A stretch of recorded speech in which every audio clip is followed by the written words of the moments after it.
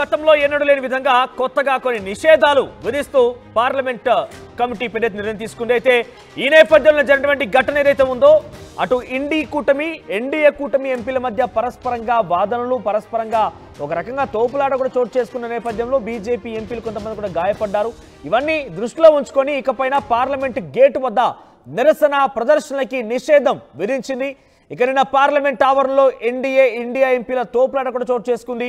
ఈ తోపులాట నేపథ్యంలోనే ఈ నిషేధాజ్ఞలు విధించినట్టుగా తెలుస్తోంది. విజయ్ చౌక్ వద్ద విపక్ష ఎంపీలు ధర్నా చేపట్టారు. నిరసనలో ప్రియాంక గాంధీ పాల్గొన్నారు. అయితే అమిత్ షా బీజేపీ కేంద్రానికి వ్యతిరేకంగా విపక్ష ఎంపీలు నినాదాలు కూడా చేశారు. అంబేద్కర్ను అమిత్ షా అవమానించాడని వ్యతిరేకిస్తూ ధర్నా చేపట్టారు. అయితే అమిత్ షా మంత్రి పదవికి రాజీనామా చేయాలంటూ డిమాండ్ కూడా చేశారు. ప్రస్తుతం పోటాపోటీగా జరిగిన నిరసన కారణంగా ఈ నిర్ణయం తీసుకున్నట్టు తెలుస్తోంది. ఎన్డీఏ వర్సెస్ ఇండియా కూటమి ఎంపీలుగా నినాదాలు కొనసాగాయి. ఒక ఎంపీ చాలా తీవ్రంగా గాయపడ్డాడు, మరో ఎంపీకి కొన్ని గాయాలైతే అయ్యాయి. అయితే ఈ నేపథ్యంలో నిషేధాజ్ఞలు విధించినట్టు తెలుస్తోంది. ఒకసారి మరిన్ని అప్డేట్స్ మా ప్రతినిధి గోపిరెడ్డి తెలుసుకుందాం. ఎస్ గోపి, సో నిషేధాజ్ఞలకు ప్రధాన కారణం ఏంటి?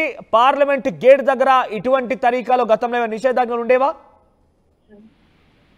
నిన్న పార్లమెంటు ఆవరణంలో జరిగిన ఘటనకు సంబంధించి పార్లమెంట్ ఆవరణంలో దేశవ్యాప్తంగా జరిగి ప్రజలంతా చూస్తున్నారు. ఇటువంటి సిచ్యువేషన్స్ కరెక్ట్ కాదు. సభ్యులను ఒకరినొకరు పరస్పరం గౌరవించుకోవాలి.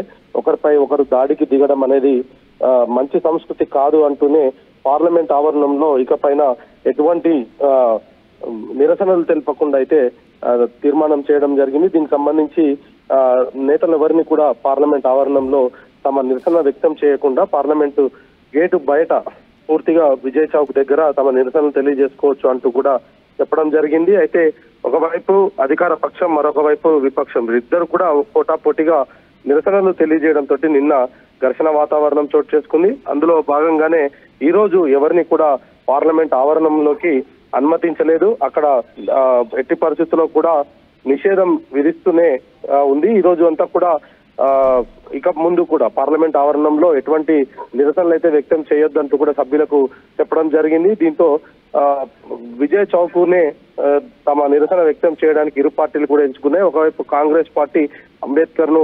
అవమానించిన అమిత్ షా వెంటనే రాజీనామా చేయాలి, అదేవిధంగా దేశ ప్రజలకు క్షమాపణ చెప్పాలంటూ కూడా కాంగ్రెస్ నేతలు అంబేద్కర్ ఫోటోలతోటి ప్రదర్శన చేశారు. మరొక వైపు నిన్న జరిగిన ఘటనలో గోపి, అంటే ఇటువంటి నిషేధాజ్ఞలు గతంలో ఉండేదా? అంటే ఇది కేవలం ఈ సెషన్ వరకు మాత్రమే ఈ నిషేధాజ్ఞలు విధించారా, లేదంటే ఇకపైన పార్లమెంట్ లో ఎప్పుడు పార్లమెంట్ సెషన్ జరిగినా కూడా ఇదే రకమైనటువంటి నిషేధాజ్ఞలు ఉండే అవకాశం ఉందా? నిన్న జరిగిన దానికి మాత్రమే ఈ రోజు ఈ నిర్ణయం తీసుకున్నారు. దానికి సంబంధించి ఇంకా ఎటువంటి ఉత్తర్వులు అయితే రాలేదు. రానున్న రోజుల్లో దీన్నే కంటిన్యూ చేస్తారా లేదన్న దానిపైన కూడా ఇంకెటువంటి స్పష్టత లేదు. ప్రస్తుతానికి మాత్రం నిన్నటి ఘటన తర్వాత మరొక మారు ఘర్షణ వాతావరణం పార్లమెంట్ ఆవరణలో జరగకుండా ఉండేందుకే ఈ రోజు ఆ నిర్ణయం అయితే తీసుకున్నారు. మరి రానున్న అంటే నెక్స్ట్ మంత్ జనవరి 30వ మళ్ళీ పార్లమెంట్ సమావేశాల సమయం ఉంటుంది. అప్పటిలోగా ఏదైనా ఆర్డర్ తీస్తారా లేదా అన్న దాన్ని కూడా కొంత వేచి చూడాల్సిన అవసరం అయితే ఉంది. ప్రస్తుతం మాత్రం ఈ రోజు ఈ యొక్క నిషేధాన్ని అయితే విధించడం జరిగింది. సిఆర్పిఎఫ్ బలగాలు పార్లమెంటులో ఎవరిని కూడా అక్కడ నిరసన వ్యక్తం చేయకుండా బయట వెళ్లి తమ నిరసన వ్యక్తం చేయాల్సిందిగా కూడా సభ్యులను కోరారు. వాళ్ళంతా కూడా ఇటు అధికార పక్షం విపక్షం కూడా విజయ్ చౌక్ లోనే తమ నిరసన వ్యక్తం చేశారు. అదేవిధంగా పార్లమెంటులోకి ఎవరినైతే ప్రస్తుతం నిరసనకు అనుమతి అయితే ఈ రోజు వరకు అయితే లేదు. మరి రానున్న సెషన్ లో దీనికి సంబంధించి ఆవరణంలో ఎటువంటి ప్రదర్శనలు చేయకుండా నిరసనలు వ్యక్తం చేయకుండా ఏదైనా ఉత్తర్వులు జారీ చేస్తారా లేదా అనేది కూడా వేచి చూడాల్సిన పరిస్థితి అయితే. ఇన్ఫాక్ట్ గోపి, నిన్న గాయపడినటువంటి ఎంపీల పరిస్థితి ఎలా ఉంది? వారికి సంబంధించి అప్డేట్స్ ఎలా ఉన్నాయి? ఆర్ఎంఎల్ వైద్యులు ఒక హెల్త్ బులెటిన్ కూడా రిలీజ్ చేశారు. ప్రస్తుతం వాళ్ళ బీపీ నిలకడగానే ఉంది, వాళ్ళ పరిస్థితి మెరుగ్గానే ఉంది. దానికి సంబంధించిన ఒక హెల్త్ బులెటిన్ కూడా రిలీజ్ చేయడం జరిగింది.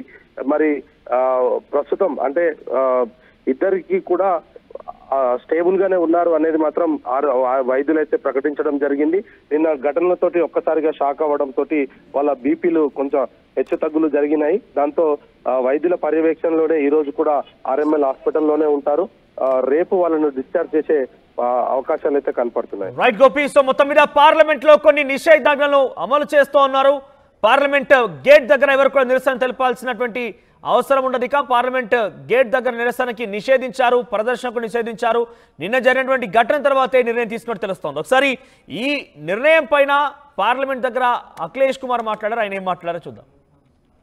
पार्टी का एक बहुत सोचा समझा मॉडल है कि वो पहले अनकॉन्स्टिट्यूशनल काम करते हैं, गैर कानूनी काम करते हैं, और अगर आप उसमें विरोध करने आते हैं तो प्रशासन से, शासन से आपके खिलाफ कार्रवाई करते हैं. जिस तरह का भाव राज्यसभा में था वो बाबा साहब भीमराव अम्बेडकर जी का अपमान है. न केवल हम समाजवादियों के बल्कि पूरे देश के शोषित, वंचित, पीड़ित, अपमानित लोग और जो समाज में सबसे पीछे छूट गए थे उनके लिए आज भारतीय जनता पार्टी का एक बहुत